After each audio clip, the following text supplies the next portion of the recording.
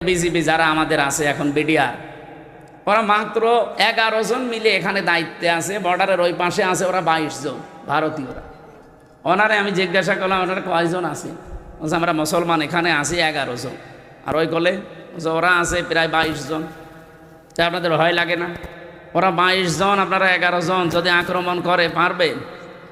হুজুর শুধু দোয়া করে ছেড়ে দেন, ওদের 22 জন না 33 জন হোক, ওদের একেবারে বাপ বলাবো, শুধু দোয়া করে ছেড়ে দেন। পারে না।